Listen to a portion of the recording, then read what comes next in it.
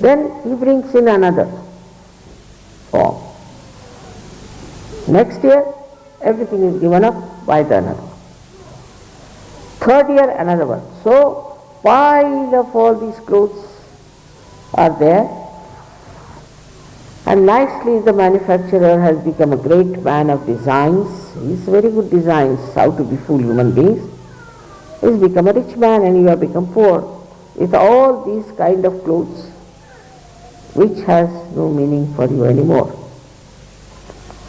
About the same thing, about everything, something is fashionable. That means you have no individuality.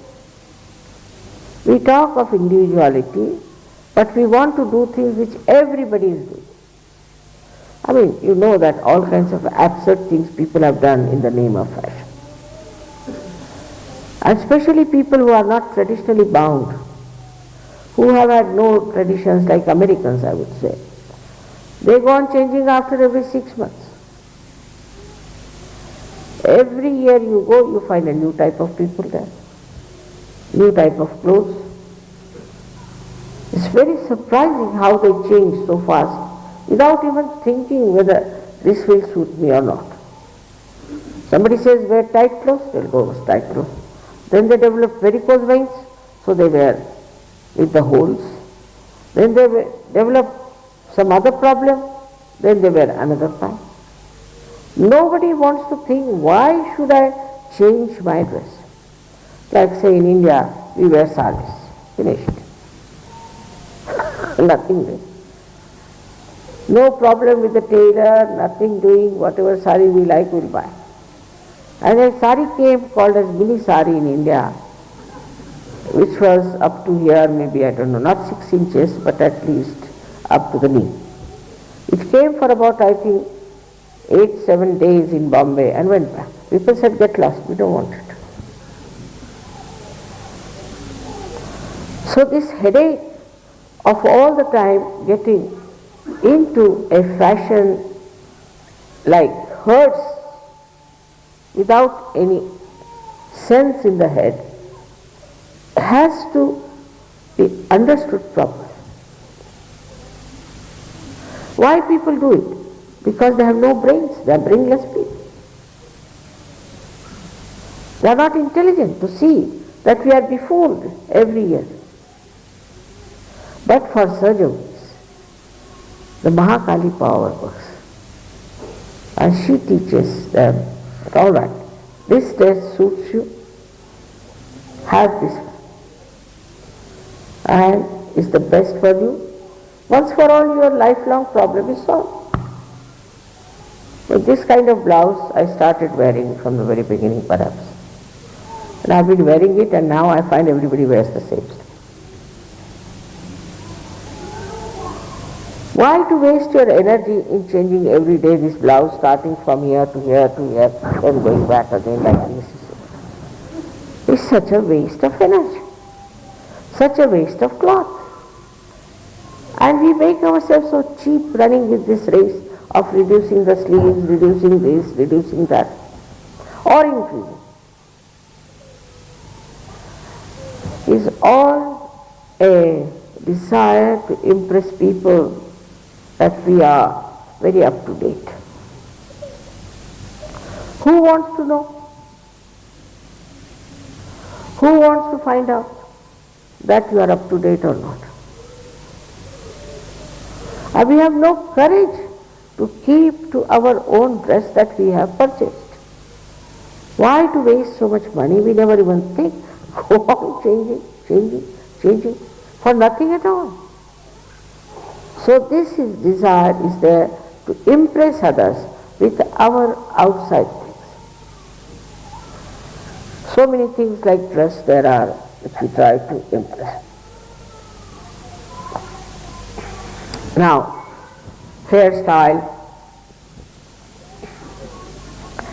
I read an article, they said that these hairstyles are responsible for many divorces. I was wondering, how can it be hairstyles be responsible for divorces? Because they had made a survey. A man had liked a hairstyle of his fiancée, and then she changed her hairstyle, he divorced her. And the other way now. And it is so cheap way of disposing of such a deep relationship of husband and wife.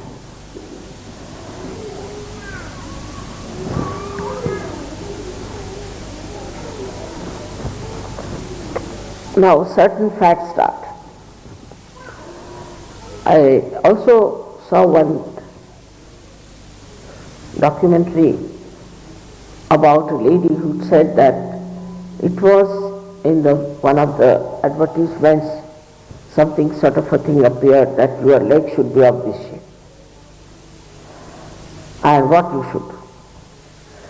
So poor thing spends so much time, energy, ran up and down to make the legs. I mean, what is the importance of these legs except for walking? So she went to make the shape like that. If she used to measure, it would be always something missing here or there. Then many people joined. They had a class for it. And a group joined to make legs like that. And ultimately they found out that that leg was made out of wood.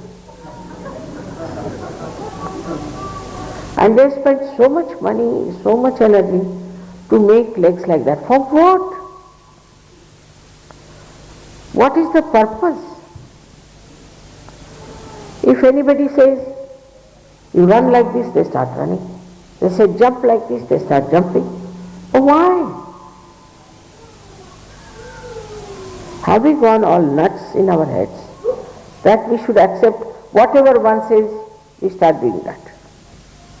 What is the purpose? So this kind of stupidity comes in our heads. When we start using our ego, with the ego a person becomes absolutely stupid. Because he'll say, what's wrong? What's wrong if I